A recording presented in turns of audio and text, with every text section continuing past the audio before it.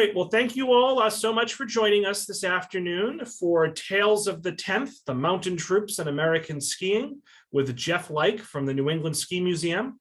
We're going to discover the history of the 10th Mountain Division and how its formation shaped one of the most popular winter sports in America with Jeff Leich, Executive Director of the New England Ski Museum.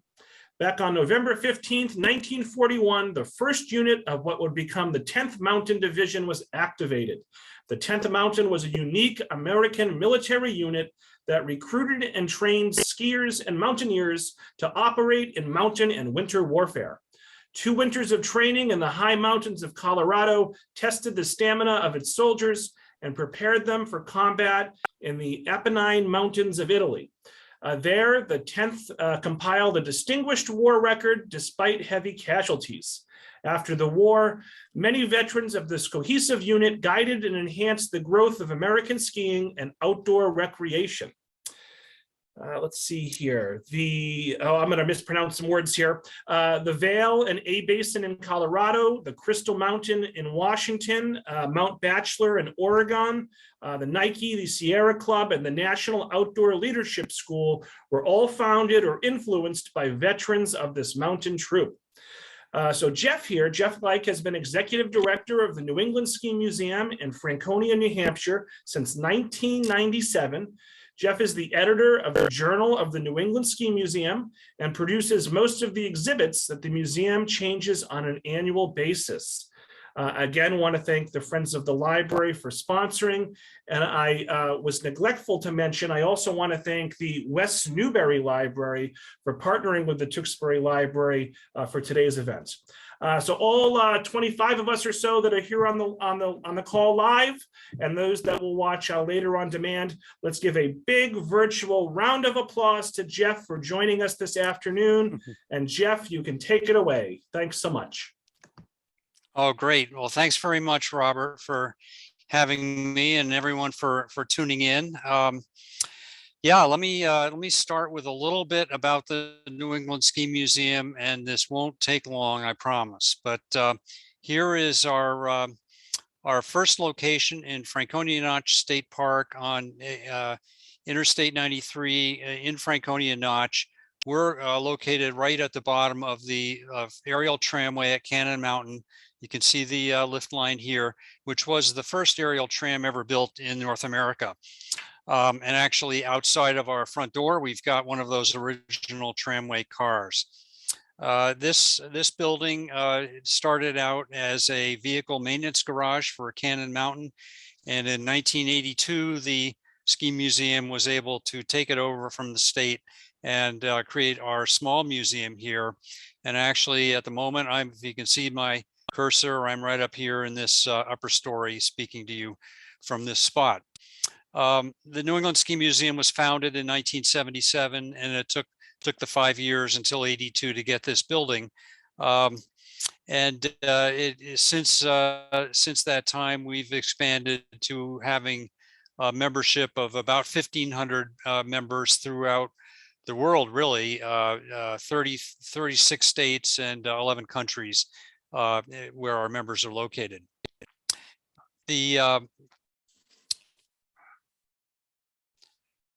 Our interests, we're not a military history organization, and so our interest in the 10th Mountain Division is really about what the veterans of some of the veterans of that division did in the post-war ski industry in America, and it was helped along by some of the earliest supporters of the board and the Ski Museum were 10th Mountain veterans. On the left, you see Sewell Williams out at Camp Hale in his war years, and Dick Wilson on the right were 2 of the mainstays of our early board. And the entire 10th Mountain Division Association was the greatest supporters of the museum in its early days. But about in 2003, after 20 or more years of existence, the collections of the museum had grown so great that we had to build a new building. You see a picture here of this, our Palm Garden Collections building, which actually started out as a an adjunct to the local Littleton, New Hampshire hospital. And when the hospital built a new campus, we acquired the building and moved it up here to Franconia Notch. So that's 4,600 square feet, just filled with our collections of skis, equipment, films, photographs, you name it, having to do with skiing. And in 2018, we were fortunate to be able to start a second location in downtown North Conway, New Hampshire, across the state from where we are now, and have been there since then with a very nicely designed exhibit. It took us that long to have enough material to really make two distinct, different permanent exhibits, but both are open from 10 to 5 every day this time of year. You're welcome to come in. The admission is always free, and have a look if you're passing through Franconia Notch or North Conway. We do try to change our exhibits every year. This last year with COVID, we've kind of haven't gotten to that, but the changing exhibits become the basis for projects like these DVDs and books and journals that we've published in the past. Our members get 4 of these journals every year, so even though they may live in Wyoming, they can keep track of what's going on in our exhibits through this way. So if you ever have any interest in becoming a member, we'd be happy to have you. And that's probably enough said about the museum. Robert, is my screen showing up all right? I'm getting your image and my image blocking some of this picture. No, so your screen is showing up fine for us. I will say, Jeff, and there's probably nothing we can do about it at this point, but your bandwidth is a little low.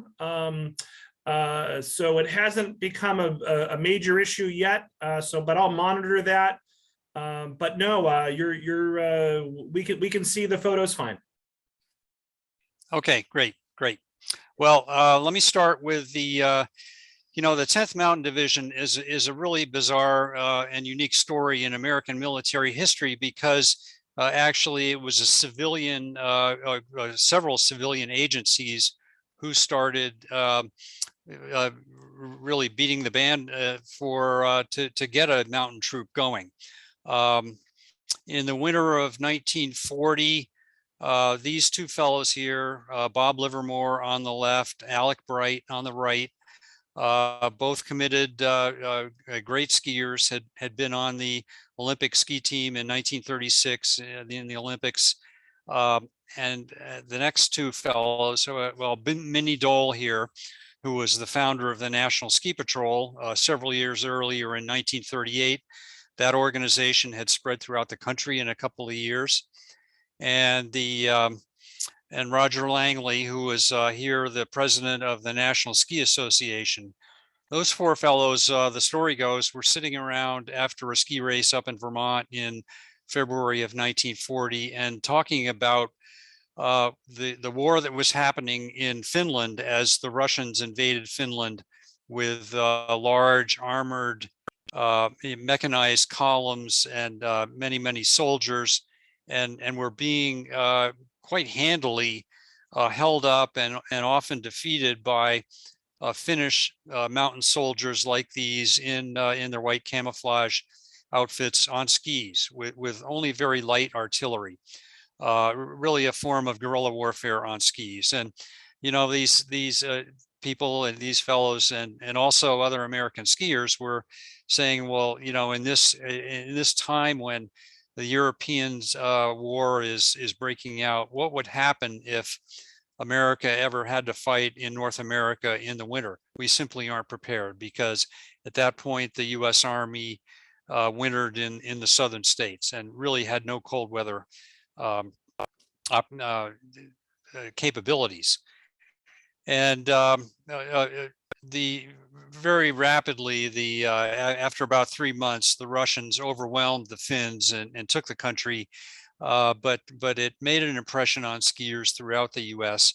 And shortly after the armistice was called, this fellow Dave Bradley here went over, who was a skier and a patrol member, went to Finland and did a little research, sent back notes to Minnie Dole about how what kind of boots they use for their skis that would help them get in and out of them quickly, and all kinds of other information.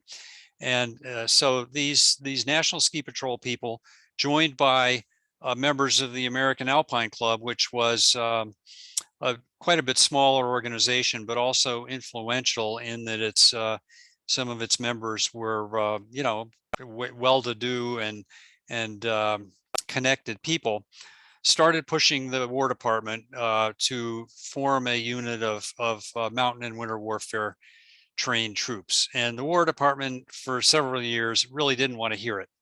One of the earliest allies that the Ski Patrol and the Alpine Club had in the military early on was the man in the center here, Irving Phillipson, who had commanded the Camp Pine in northern New York, which became the site of Fort Drum, where the current 10th Mountain Division is stationed. So he knew how unprepared the military was for cold weather, and was really pushed to have something done about it. He was at the time the chief of staff of the Second Corps, which was down in the New York area. So he encouraged Dole and the others to bring it up the chain. Harry Twaddle, Colonel Harry Twaddle here, seen sitting on the Jeep after the war was over, was also another military ally, pushed for establishment of a division-sized mountaineering division. And it was a tough haul. There were a lot of bureaucratic obstacles along the way, but finally in the winter of 1941, the Army at least agreed to keep elements of 6 divisions in the north for the winter, and they scattered throughout snow country of the U.S. from the west coast to the east coast, and they formed 6 division 6 ski patrols. Here's one of them out on the Olympic Peninsula of Washington. I think it's the 41st Division Ski Patrol. And they learned how to operate on skis. They had trainers who knew skiing. It wasn't much of an effort, but one of the big things that came out of it, one of the big lessons, was that if the U.S. military was going to establish a big presence in mountain and winter warfare, they first of all needed to develop the equipment. So much of the mountaineering and ski equipment that Americans had relied on came from Europe, and that was no longer available at this time because of the war.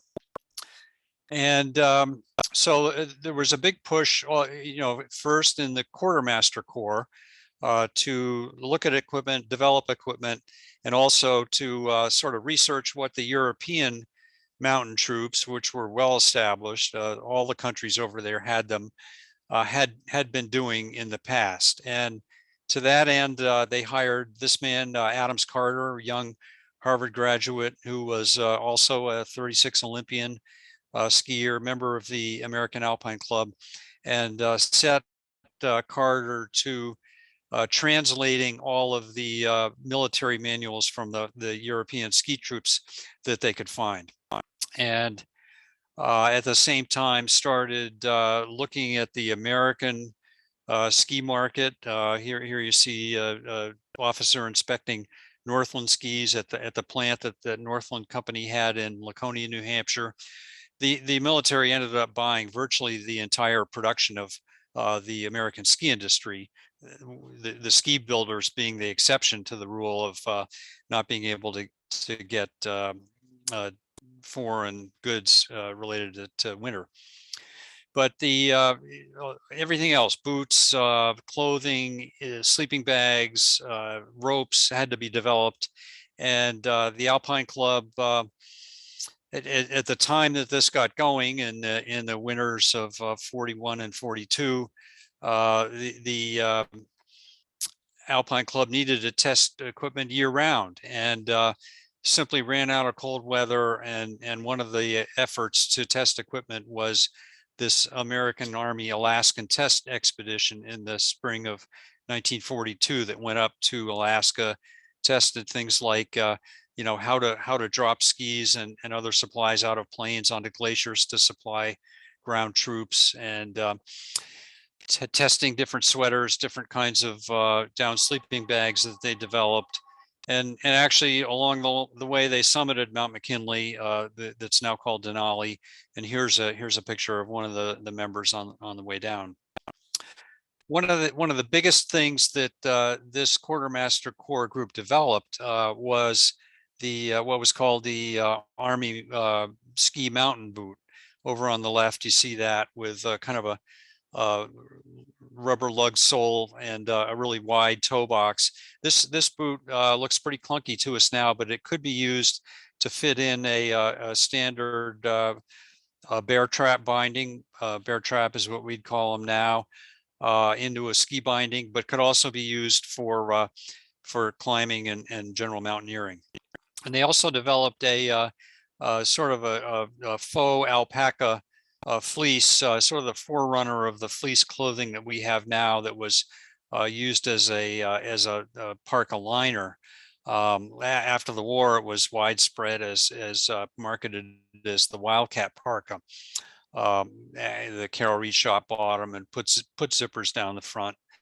But so there was a lot of activity to create American capability in individual equipment, and also in in larger equipment as well. There was a detachment from the mountain troops that went out to the Columbia ice fields in 1942, in the summer of 42, to test over snow vehicles. The Studebaker Company had something that was called the Weasel that came out of this. Here's their camp on the Columbia ice field, and they had they would go down to the base and cut logs and truck them up and build little bridges over the crevasses for the snowcats. But the M29 Weasel came out of this. This is a picture a few years later of one of those at Camp Hale. And these tracked vehicles they built thousands of them during the war, and were actually used for beach landings as well as over snow travel. So there was a tremendous amount of equipment development that underlay this whole effort. And then with finally the agreement of General Marshall, the Chief of Staff, on November 15th, 1941, the 1st Battalion of the 87th Mountain Regiment was formed in outside of Seattle at Fort Lewis. And you can see that this is a contemporary shot of Fort Lewis, and you can see Mount Rainier looming in the background. It was I think about 60 miles away. And the first elements of this came from some of those early ski patrols the year before. But I'm going to back up a minute here. The unique thing was that by this time, the National Ski Patrol had actually signed a contract with the War Department to become a recruiting agency for the military. And so far as I know, that's never been done again. And the National Ski Patrol, through ski magazines, ski publications, got the word out and printed, put the word out for qualified skiers and mountaineers to apply for this new unit. A questionnaire was required, letters of recommendation sometimes were asked for, and they got quite a response. So there were a mixture of old Army veterans here and young recruits from skiing backgrounds. And the commander was Colonel Onslow Rolfe. He's, as you can see here, he was a cavalryman. Had been born in Concord, New Hampshire, but didn't really live much of his adult life in New Hampshire. Was West Point grad, and was not a skier, and really none of the officers that came in the early days knew anything about skiing or really about cold weather operations. This guy here, Charles Mclean, was one of the first recruits sent out to Fort Lewis by the National Ski Patrol. He'd been a Dartmouth student, captain of the ski team. Ultimately, something like 100 Dartmouth students would join the 10th Mountain Division, as would other graduates of Eastern colleges, because skiing was really kind of an Eastern elite sport at the time. But so Charles Mclean was one of these people who ended up training at Mount Rainier in the winter of 1942.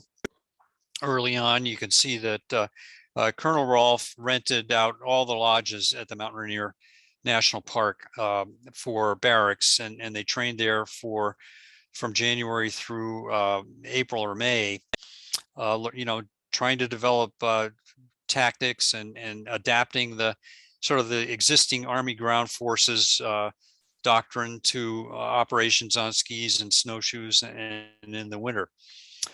And so this was still a pretty small unit. And by the summertime of 41, they were sent back to Fort Lewis. And another unique aspect of this was that as a light infantry division regiment at this time, was not yet a division, they were they didn't have a big motor pool. They didn't have much in the way of mechanized transport, because they were expected to operate away from the road. So their supplies traveled by mule. And so there was an odd mix of skiers and mule skinners in this unit, and there was certainly some cross training that went on, with the skiers learning how to tie the packs onto the mules, and the mule skinners learning how to ski. They did things, it wasn't an ideal place. They did climbing practice in gravel pits with little climbing walls like this, and also sent out detachments. The 87th, had attracted a lot of really experienced outdoorsmen, and some of the most capable of those were formed into these detachments that went out and helped other standard infantry units to adapt to mountain environments. This particular detachment went to the Aspen and Ashcroft, Colorado area in the summer of 42, and practiced doing things like building bridges like this, and putting up small tramways, things that the European mountain manuals that Adams Carter had translated showed that were sort of basic things that mountain troops needed to know. These detachments, went out all during the summer of 42, fall of 42, and really the only thing I'm aware of that they did in the east was right up here in Franconia Notch. This is the Cannon Mountain Cliff, and in the fall of 42, a detachment of 30 or 40 officers and men from the 87th came up here and taught elements of one of the standard divisions how to operate in rough terrain, like the talus slope here at the bottom of Cannon Mountain, and across the Notch on the hiking trails of Mount Lafayette, where ambushes were set up, that kind of thing. And so they were here for maybe a month. The 87th soldiers stayed at the Lincoln Hotel here, right down the road from us in Lincoln. This is now long gone. But one of the odd things they remarked on when they were done with the day and they'd had dinner at the hotel, they were subjected to lectures on a basic communication in Norwegian language. So the word went out that they were all headed for Norway, and that was not the case. But people always wondered why they were given Norwegian lessons. At the same time, the military was moving along with finding a location for a base for a division-sized troops in the Western Mountains, somewhere to train.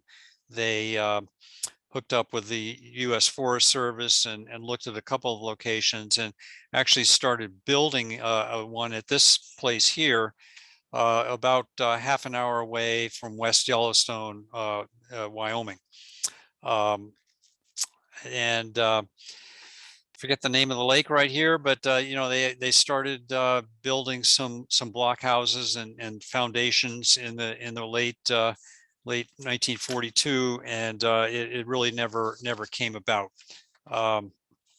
Henry's Lake, Idaho, this is.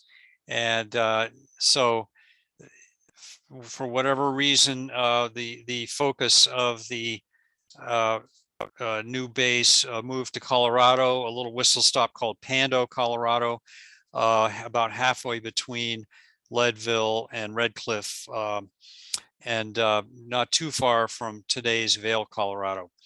But in the summer and fall of 1942, something like 500 buildings were built in this vacant valley.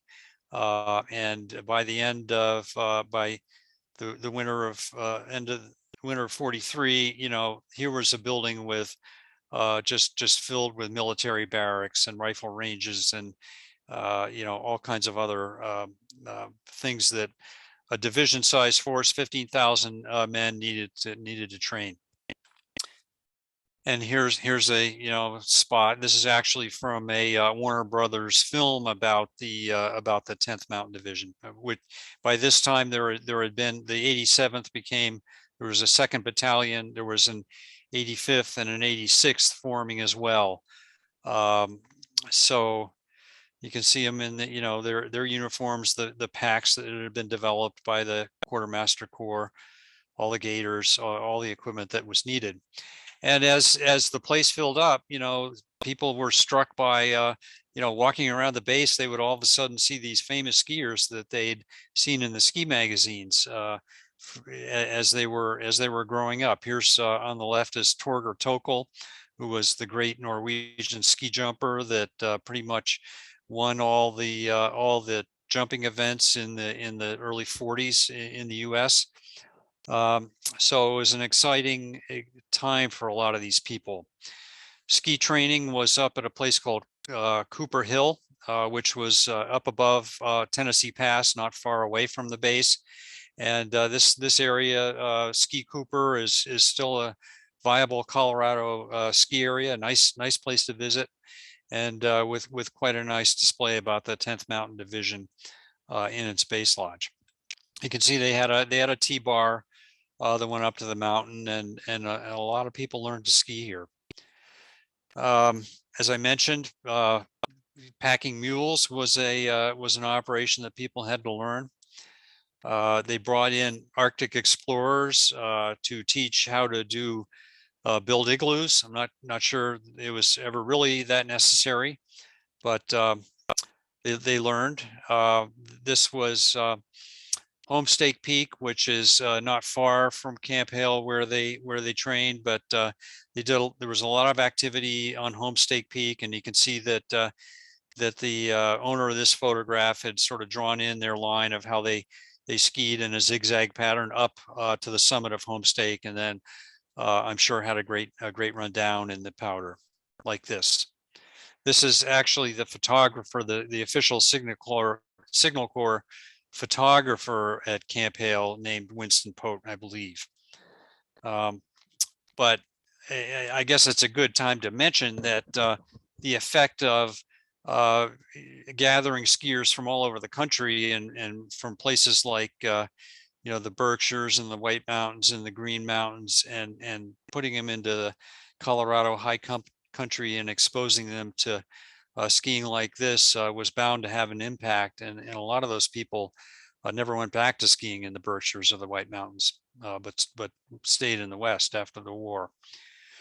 So this is the kind of the standard, you know, white camouflage gear, and the skier is Winston Pote from New Hampshire, who was a kind of a longtime photographer on Mount Washington before he joined the Signal Corps out at Camp Hale. And here are sort of the heart of the expertise in skiing and mountaineering were these three non-coms. On the left, Peter Gabriel, center, Friedel Pfeiffer, and Walter Prager on the right, who were all Europeans, had all come to the US to teach skiing pretty much. And but these were the people that really knew mountaineering and skiing and ski technique. Gabriel was a Swiss guide. Friedel Pfeiffer was sort of the top instructor in the Herbert Schneider ski school in St. Anton, which was the sort of the top ski school in the world at that point. And Walter Prager was a racing champion from Davos, Switzerland, who had come over to coach the Dartmouth ski team in the 30s. And the two groups that were the sort of the cream of the crop of the thousands of troopers at Camp Hale were called the MTG, the Mountain Training Group, and the 10th Reconnaissance Troop, or 10th Recon. And they were the ski instructors and the mountaineering instructors who had a lot of pre-existing experience, and again were sent out on many detachments throughout the country to train other troops. This fellow's name is Nathan Morrell. He was the was in 10th Recon and is pictured here on a ski trek in the winter from Camp Hale, I think, over to Aspen. But they did a number of pretty amazing traverses with these 90-pound packs they were wearing in the middle of the winter, skied up Mount Elbert, Mount Massive, the highest peaks in the continental US on their way. So those veterans really had some of the reservoir of expertise, I guess is what I'm trying to say, in the unit. And quite a few of them were sent down to what was called the West Virginia maneuver area in around Seneca Rock, West Virginia, which you see here. And there they would train other troops, other divisions in sort of the scouts and the snipers and the people that might need to scale into high places. Gave them basic military training, basic rope work. Here's Peter Gabriel, doing some fixed rope work. So a lot of people went through that. A lot of standard infantry people went through that Seneca Rock, West Virginia maneuver area. And then in the Japanese, of course, had taken some of the Aleutian Islands, and Attu in particular had been taken, and then an American force had invaded and taken heavy casualties. And the next island up the line was called Kiska, and the 87th Regiment was sent there in 1943. And this is the harbor at Kiska where everything landed. You can see the steep slopes above. It sort of went right up to mountainous terrain, and they were expecting a real fight. Landed here and without any opposition at all. Moved on to higher terrain, and the Aleutians are notable for being foggy and windy, and immediately they were sort of engulfed in this fog. And it turned out in the end that the Japanese had slipped away, knowing that the Americans were coming, and just left the island. But in the first night or two, in the fog, in the dark, there was some friendly fire exchange between two companies of the 87th, and tragically, I think 11 people died on Kiska from friendly fire. Here's one of them. He was from one of the great skiers from North Conway, Hugh Emerson, and made a big loss to Mount Washington Valley, and but just one of many 11 who were killed. I'm sorry, it was Roger Emerson. But the Kiska occupation was held on until the fall of 1943. The 87th was there. You can see that they've dug their tents into the hillside to try to get some kind of a windbreak going. Here's a small patrol speaking with their Lieutenant Brad Boynton over here. Brad Boynton is one of those people who had a big impact after the war, because he was the founder, with a few others, of the Jackson Ski Touring Foundation in Jackson, New Hampshire. But back at Camp Hale, training went on, summer and winter. They were training there 2 winters. in this, at this point, the 85th and the 86th are there only. But here's an interesting picture, because it's at Vail Pass, Colorado, where their tents are set up. And Vail Pass was really had only just been named Vail Pass. It was sort of known terrain. There was really not much of a road over it. Ultimately, it was named for the chief highway engineer of Colorado, who pushed Route 6 over it. But you know, the point is that they weren't all that far from Vail, and still no one really knew what the terrain was there, and what it could become. But you see all those tents set up in nice, neat rows.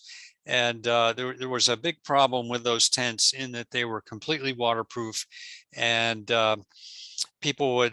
troopers would wake up with either heavy dew on the inside of the tent, or in the winter, heavy frost. So in just sort of sitting up to put on their sweaters, they'd get soaked with this condensation that had formed at night, because it was waterproof. So often they would go and set up their tents in those nice, neat rows like their sergeants wanted to see, and then go off and build themselves a little snow hut like this in the woods to spend a much more comfortable night. So as training went on, the winter of 1944, by now the 87th is back from Kiska. Training went on, and in late winter 44, they had what they called the D series maneuvers. D meaning division series. The entire division went out for 2 or 3 weeks into the Colorado winter without benefit of barracks, and spent that time outside in what was apparently one of the coldest winters in Colorado, with temperatures down to 25 below zero. So it was really you know, this was high elevation. So in order to adapt, people became very fit and able to operate at you know, with lesser oxygen, or they were sent to some other military low elevation camp.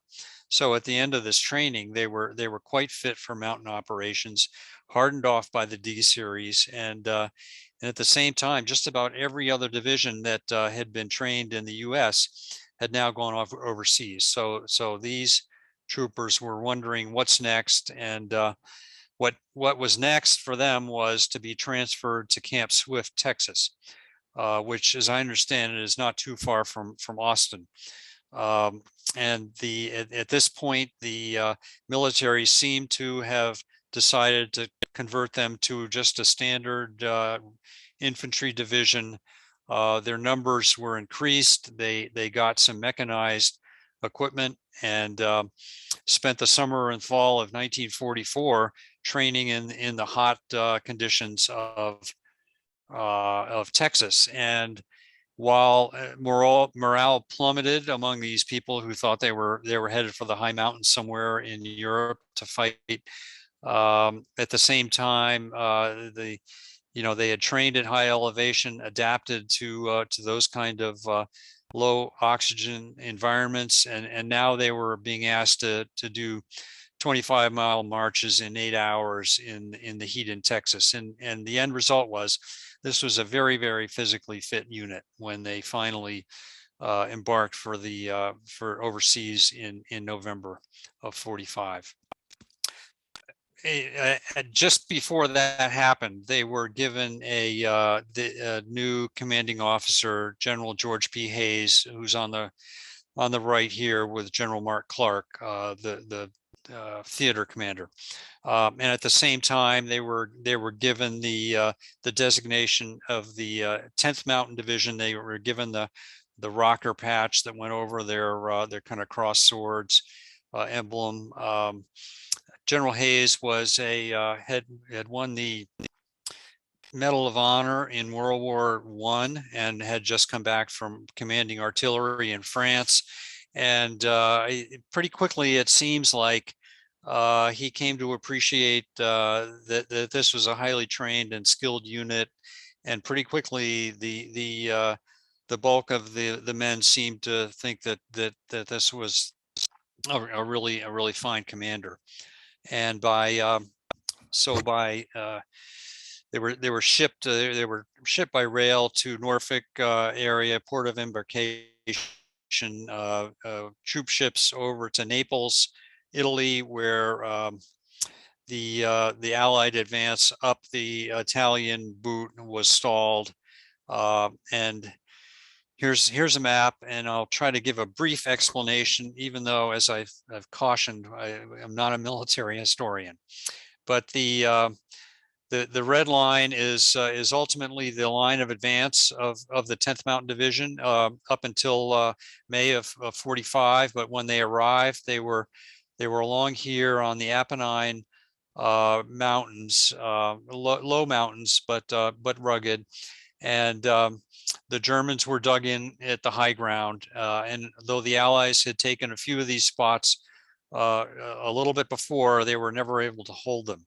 So they were stuck along this winter line.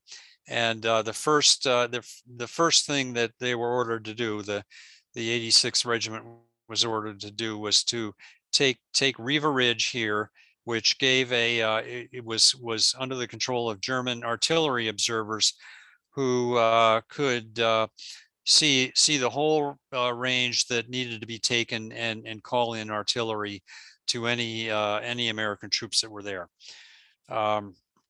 That having been done, the 10th moved up the Mount Belvedere massive to this little village of Casteldellano, where there was a pause in March, and then the April offensive kicked off on April 14th, and gradually and then with a quickening pace, they got out of the mountains, across the Po River, up along Lake Garda, and we're here in Lake Garda when the Germans surrendered in May. So let's look at that in a little more detail. When they got there, the Apennines were snow covered in January, and as you can see, somehow they were shipped overseas without their skis, without really a lot of their winter gear. There were a few ski patrols sent out on some kind of equipment that they found, but skiing never really entered into the equation for their combat tour. Certainly, though, their physical fitness and their mountaineering skills did.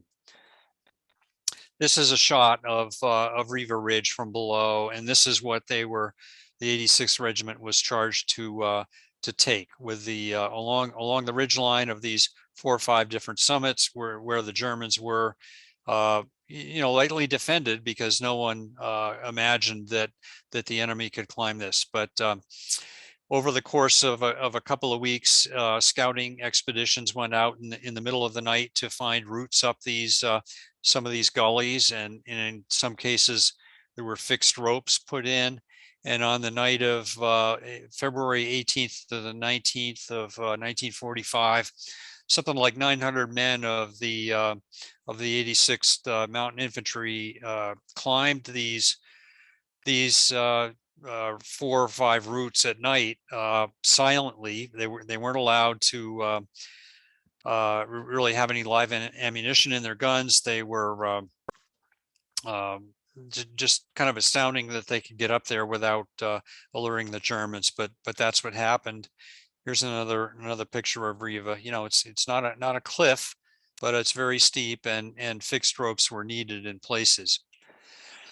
And here on the 19th, they got to the top and drove off the German artillery observers. There were some counterattacks that they fought off, but here's a picture of that morning on Riva Ridge, and capturing this was hugely important, because without this vantage point, the German artillery was firing somewhat blindly, even though they had sighted in a lot of positions in their artillery already. But it was a necessary first step. Casualties were not heavy compared with later on, but there were casualties, and you can see here that the one of those tiny little tramways that was set up for based on those mountain manuals, was used to evacuate casualties from Riva Ridge. And then with Riva Ridge secure, here it is in the background. If you can see the cursor, troops started to move up Mount Belvedere and along the Mount Belvedere Massif. There became heavy casualties at this point because there were landmines, there were booby traps, there were sighted in artillery, and there were German troops dug in places. So for many days they slogged along this mountain ridge, taking heavy casualties until they finally got to this little village, this ruined village of Casteldiano. And by March 5th or so, there came a lull in the fighting, and this is pretty much where the 10th stopped. The spring offensive across the whole Fifth Army, of which the 10th was a part, started on April 14th, 1945, and that was the day of their highest casualties. And this is a photo of some of the activity on that day of April 14th. Well, Bob Dole, who just died, was a presidential candidate, was a 10th Mountain Division veteran, and it was on this day that he received his grievous wounds, along with many other people who didn't make it through the day. But eventually, they pushed through this mountain range that you can see, and by the time they got out of the mountains and started moving across the Po River Plain, they were well out in front of the rest of the U.S. Fifth Army, with their flanks totally exposed to any kind of flanking by the Germans. And they had a lot of opposition. They crossed the Po River. You can see a pontoon bridge here, but it was initially done with boats, with small boats, by the 87th under fire. But at this point, the Germans were somewhat demoralized. They knew that they kind of sensed what was coming, I suppose. There were a lot of surrenders, as you can see here, taken by the 10th. A lot of POWs, which didn't make their movements any quicker. And along further up from they're pushing north all the time now toward the Brenner Pass, the border between Europe and Austria, to try to close off any German units retreating back into more of the heartland of the Third Reich. And they were able to get right up to the end of Lake Garda, surrounded by cliffy outcrops the whole way, taking casualties the whole way. And on I believe May 8th, the German army commander in Europe, the man on the left, General von Senger, surrendered all German forces in Italy. And he chose to ask to surrender to General Hayes, who's seen here in the center. Simply, he said, because the 10th had been his most dangerous opponent, he recalled in his memoirs, and that meant something, because he'd been years on the Russian front. And at the little town of Riva, at the top of Lake Garda, there were the scenes of after the surrender of sort of joyous Italian townspeople and happy 10th soldiers celebrating the surrender. And there were German warehouses to be found with apparently this one was full of champagne, like the guys are holding here. And sort of everything came to a stop after a pretty brief combat period for the 10th, but at a very heavy casualty rate. And from this point on, they became sort of a peacekeeping force until August, when they were sent back to the States. They went up to the northeast corner of Italy, where it meets what was then to Trieste, where the Tito,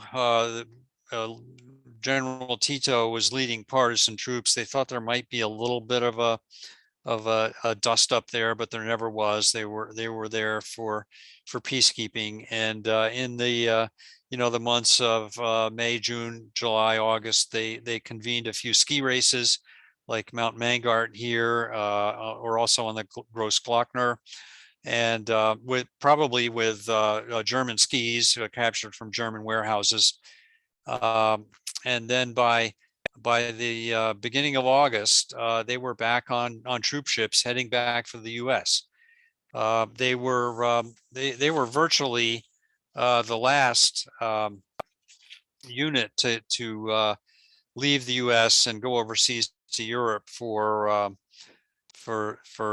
combat. And they were on these troop ships when Japan surrendered. When the bombs were dropped, Japan surrenders, and by the time they got back, rather than going as expected after a brief furlough directly to the Pacific to be thrown at the home islands, they had their furloughs. They were brought back to places like Fort Carson, Colorado, and mustered out. And by the end of 1945, the 10th Mountain Division had actually been deactivated.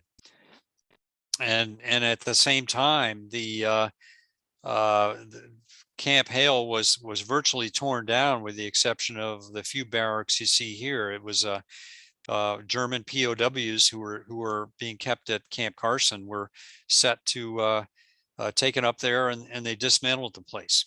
So just as quickly as Camp Hale was formed, it went away. And this is actually a pretty interesting spot to visit these days if you're out in that area. There's nothing there. There's old concrete floors and a lot of wood debris and this and that, but there's some interpretive signs, and it's a pretty interesting place I found to look around. So the casualty toll was tremendous. It was something like 25% of the division. There were something like 996 who were killed, and about 4,000 who were wounded. Many of them very, very seriously wounded.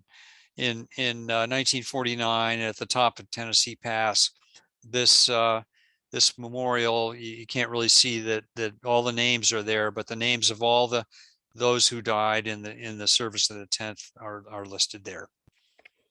So that's right at the top of Tennessee Pass, where the road to Ski Cooper branches off. Definitely worth a visit if you're in the area. And then, let's move on to some of these people who had a big impact on skiing and outdoor recreation after the war. The fellow with the cigarette in his mouth aiming the recoilless rifle is Montgomery Atwater, Monty Atwater, who was mustered out pretty early, and although he'd been in the European theater, he was an aide to a general over there. He was hired as a snow ranger at the Alta ski area in Utah, right outside of Salt Lake City.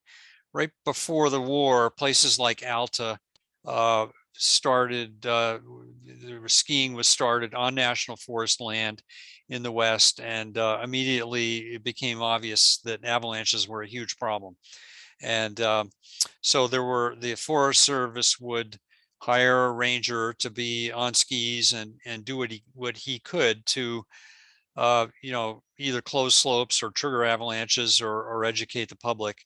So Atwater was not the first, but he became one of the big names in the snow ranger circles after he spent probably 10 or more years at Alta, where the Forest Service had developed an avalanche school for rangers from all over the country. But even though he wasn't a snow scientist, he wasn't a scientist at all. He was a writer. He's developed a lot of the protocols that are still used in terms of doing things like closing trails, closing slopes, closing roads when necessary, but also using artillery to like the recoilless rifle here, to bring down avalanches preemptively and using hand charges thrown from above.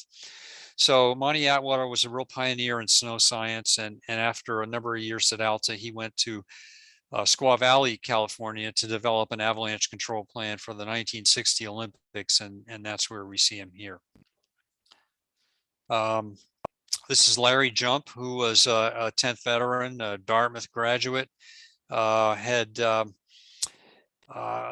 out of, like so many of them, got out and right away went back to Colorado. And his he was along with a fellow named Sandy Schaffler, I believe, located one of the, I guess in retrospect, obvious places to start a ski area in Colorado on the west side of Loveland Pass, A-Basin, Arapahoe Basin, they called it there. His wife Marnie here was an integral part of that operation, and they got A-Basin going in 1946 or 1947 with rope tows. But you know, it's I don't know, I hope you can see the cursor. You know, it's a huge area now, and it's sort of expanded over to the back into the Montezuma Basin here. Probably the highest elevation ski area in the country. And you know, that was really the first big one in Colorado to come up from a 10th veteran. This is Friedel Pfeiffer, who was, I mentioned, had been from St. Anton, Austria, where, you know, he'd grown up in a village with ski lifts rising right out of the center of town. And when he, during the war, came through Aspen, Colorado on an expedition, he looked around and made a note to come back, and had even talked to the ski club there during the war years about coming back and starting a ski area at Aspen. So after the war, he came back, and with financing by a fellow named Walter Papke, who was ran the Container Corporation of America, and Friedel Pfeiffer, who had the ski expertise. They got the first rope chairlifts going at Aspen, and really pioneered Aspen as a ski destination. It had been, there'd been skiing there before the war. You can see in this picture, someone's drawn a line down the Roche Run, which existed there, and which many 10th soldiers had come and skied on their days off. But during the war, it was a rundown mining town that had seen its best days in the 1890s, and of course, it's anything but that now.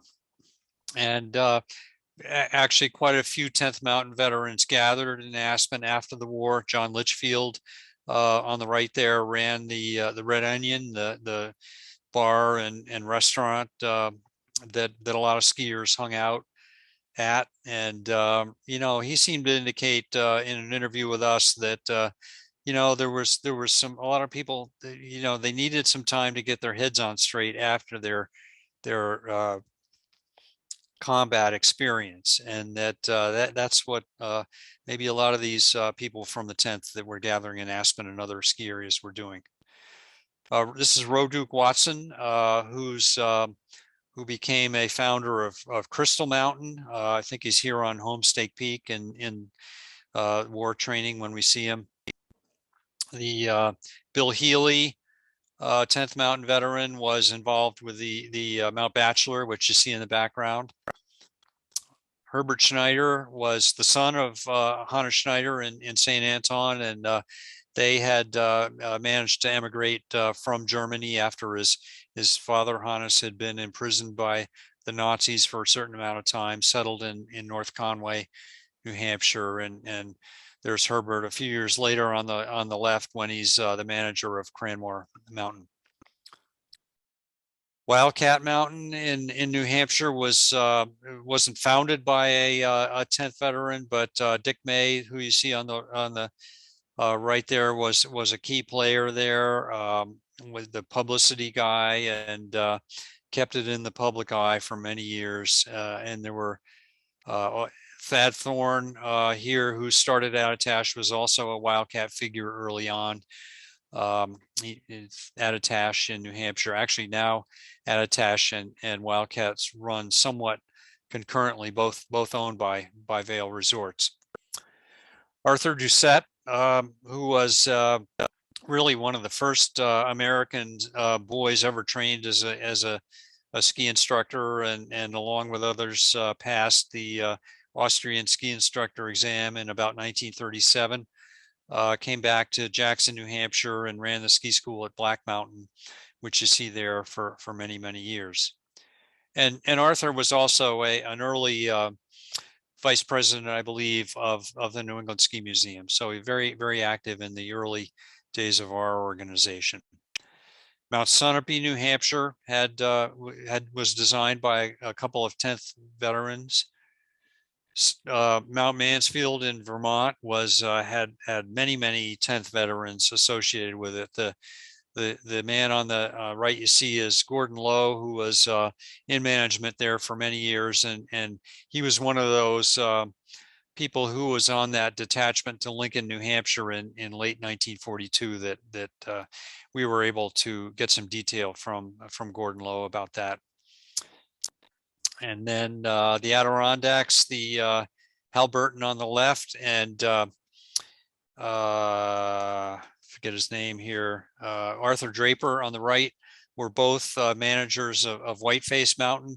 Draper had actually been a New York Times reporter before the war, and said the heck with that, and went to be a park ranger in the Adirondack Park. And Hal Burton was also a writer, and ended up doing one of the better histories of the 10th Mountain Division in book form, called The Ski Troops. And there's a picture of not very winter-like, but a picture of Whiteface in New York. Again, one of the real lot of imprint of 10th Mountain people on that mountain. In terms of mountaineering, Fred Becky on the left, just after the war, and on the right when he's approaching 90 and still climbing. Fred Becky was a German immigrant as a child, went through the war in the 10th Recon, and boy, has probably put up more rock climbing routes in the United States than any person alive. And as you can see in the picture on the left, he just never gave it up. Really and wrote guidebooks and well received climbing guides to a lot of these areas. Here's one of those tents that just never really worked out well because of the condensation problem. But right after the war, Jerry Cunningham, who was a 10th veteran, started a little shop in Ward, Colorado called Jerry Mountain Equipment. And by the mid 60s, that had become one of the major outdoor retailers in the country. And among other things, he was building tents pretty much along the same design as that 10th Mountain Army tent, but that worked, that were comfortable, that had a fly, so that condensation was not a problem. But Jerry, if you wanted to go backpacking in the 1960s, 1970s, probably you were very familiar with the Jerry catalog. And he had stores throughout the U.S. Paul Petzold, second from the left here. Paul Petzold was was sort of famous, kind of famous before he started at Camp Hale as a medic in the 10th. He had and Charles Houston in 1938, I think, had been the American climbers to climb as high as 26,000 feet on K2. Kind of an ill-fated expedition, but they had without oxygen. So these guys, I'm not sure about the without oxygen, but these two guys had climbed higher than any other Americans, probably any other people in the world at that point. So somewhat famous. Petzold helped, with he was a mountaineer, a guide in the Tetons, So he helped with the 10th, figuring out how to rig litters, coming down fixed ropes and mountain evacuation, that kind of thing.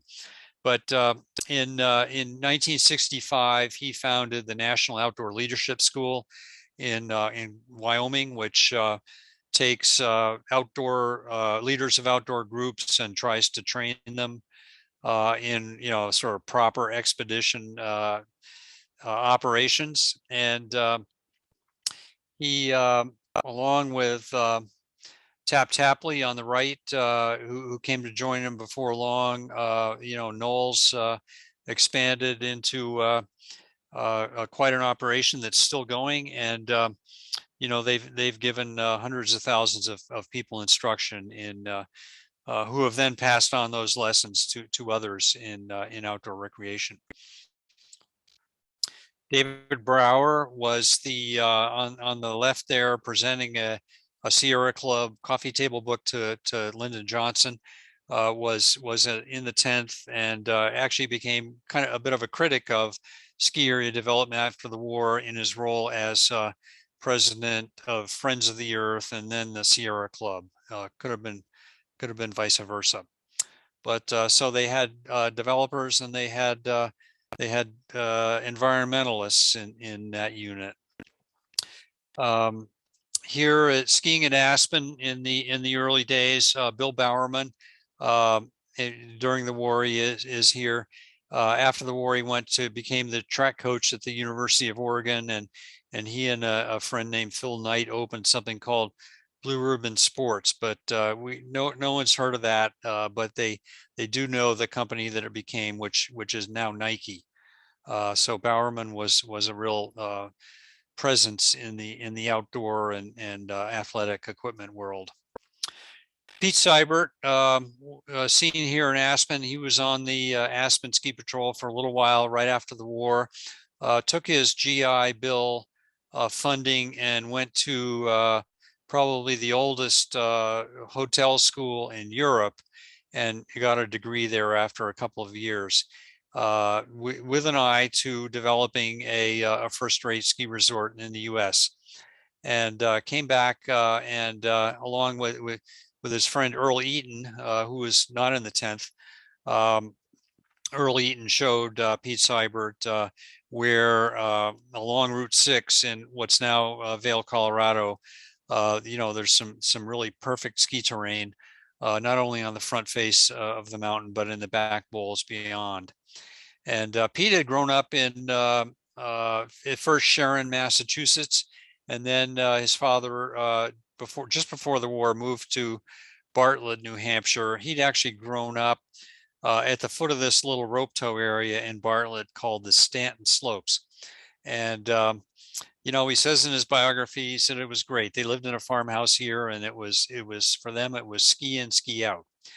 And while he was in the Mount Washington Valley, he worked as a caddy at the golf course of the Eastern Slope Inn, and really, I think, absorbed, which was then a pretty high-end resort, which had skiing, golf, all the swimming, ice skating, had all the features that ultimately he wanted to develop in Vail.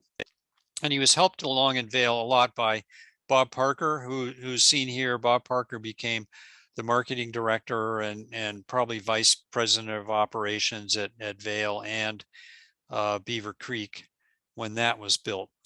So here's the Vail, here's the Valley of Vail, Clear Creek, when before anything happened there. Pete Seibert rounded up a group of investors, and they bought land in the valley and got a permit from the Forest Service to develop the terrain, and very, very quickly in the space of 5 or 10 years, Vail became a huge area. So that's a bit of, and really sort of, if anybody personifies the 10th veterans who were gathered from all parts of the country and brought to Colorado and trained for 2 winters there, who went on to as partly as a result of that experience to spread skiing around the country. I think Pete Seibert personifies them as well as anybody. But as I mentioned, the 10th was dissolved, was deactivated right after the war. It was reactivated during the Korean War for just as a standard infantry division, again deactivated, and in 1985 reactivated as a light infantry division at Fort Drum, New York. And since that time, it's become the most deployed division in the U.S. Army. I think they're still deployed here and there. They're light infantry. They're trained in mountain travel, rough terrain operations. They do some skiing, but skiing is not part of the sort of the tools of warfare that they learn. Certainly mountaineering is.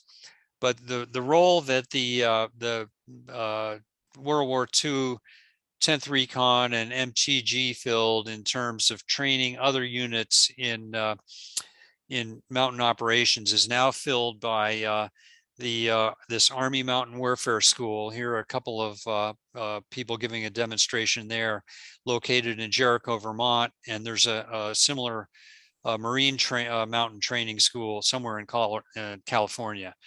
But the Mountain Warfare School actually doesn't move around. Troops come there from other divisions to learn mountain skills. And the 10th Mountain Division Veterans Association, the National Association of the 10th Mountain Division, was formed right after the war and became immediately a very cohesive group of veterans who had reunions just almost from the word go, often on skis in all parts of the country where they lived. And now most of those veterans, war veterans, are gone. A few still come around. The New England chapter has a memorial service each August at the summit of Mount Washington, and here are some veterans from about 5 years ago, I think. None of them attend anymore, but two of these fellows are still with us. But now the descendants of the 10th Mountain Division are active in this group, and the Army Mountain Warfare School folks are as well. So they try to carry on the traditions of the division. And the last word here comes from Bob Livermore, who was one of those 4 people who chatted about the idea in 1940, and the only one who ever joined the 10th and went through the entire war with them. He wrote this to a National Ski Patrol newsletter on the way back from Italy on a troop ship. There were some who couldn't ski, some who were scared of heights, some who could not rappel, some couldn't pack a mule, some hated the sight of hills, some loved it, but they were all soldiers and they could all fight, and they were proud as hell at being U.S. mountain troops. Bob Livermore. So that's what I've got. And Robert, I don't know if you have got any questions coming my way. Be happy to give it a shot. Sure, we'll take a few minutes of comments and questions. Teresa had to leave early, but she says thank you for the interesting presentation. B says lots of good information and photos. Thank you for sharing. Elena says that these men truly saved the world. Nancy says fantastic presentation. Thank you. Elna says there sadly aren't too many World War II veterans left. Be sure to thank them. Vin says excellent presentation. An anonymous attendee asks, and I know, Jeff, you're not an Army historian, but an attendee asks, did the U.S. Army Infantry Unit have a ski patrol in Korea and or Japan between 1948 and 1950? And if so, where may one obtain more information about these ski patrols? I don't know the answer to that. It would not surprise me at all. I honestly don't know. The one place that springs to mind that I know they had a big presence was when they were during the Cold War times, and possibly still, they had a U.S. Army Recreation Center for European skiers in Garmisch-Partenkirchen, Germany, around the Zugspitze. And so they always staffed that with, in fact, some 10th Mountain Division soldier veterans ran that. But as far as Korea and Japan, I don't know. The other, I'll add, the other big ski center for the Army was the Biathlon Team, which trained in Alaska and may still. Biathlon being the sport where skiers with rifles stop their skiing and shoot at targets along the way. So the U.S. Army was very instrumental in U.S. biathlon training. Question in the chat. Mike wants to know if you can make your contact information available, Jeff. Are you easily findable on your website? Sure, or you feel free to forward that if you want, Robert, from our emails. Sure. Okay. So I'll share your email address with the folks. Susan says, thoroughly enjoyed your presentation. What a tremendous group of soldiers and achievers they were. Gerard says that the first of the 501st in Alaska ski paratroopers. Okay, thank you, Gerard, for that information. I think we have another question. Okay, that's Mike's question. All right, so I think we've gone over time. You've answered all the questions, Jeff. I did want folks to know that next Tuesday, February 8th at 2 o'clock, so a week from today, we're having a presentation on the extraordinary story of the Tuskegee Airmen.